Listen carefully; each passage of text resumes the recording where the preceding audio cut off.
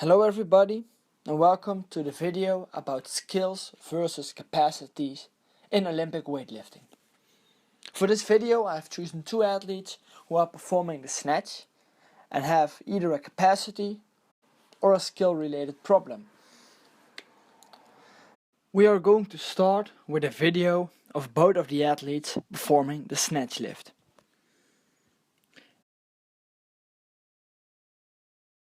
As you can see in this comparison, you can clearly see both athletes achieved their task in a different way. They are both able to pull the weight above their head, but are doing it in a different manner.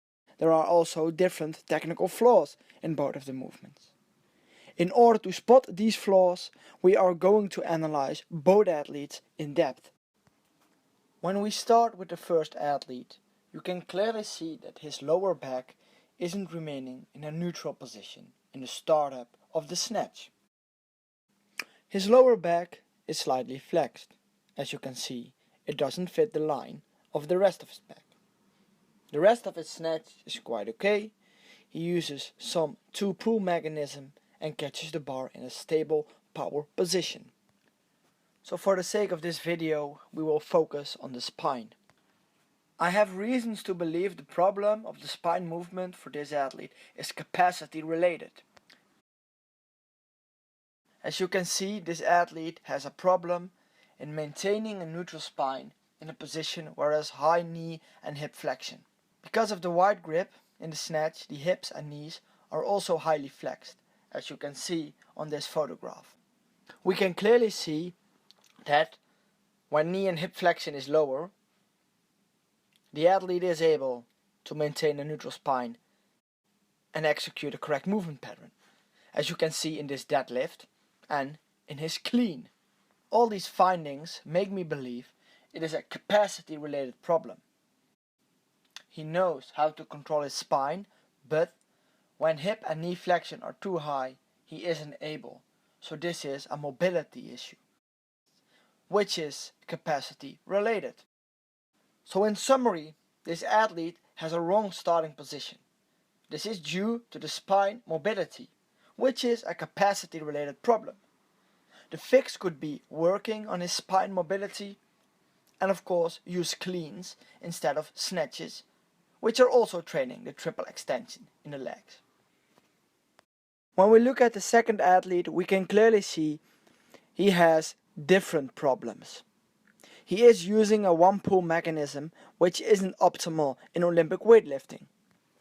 When I freeze the footage of his first pull, you can clearly see he's bending his arms way too soon. Your arms shouldn't be bending during the first pull.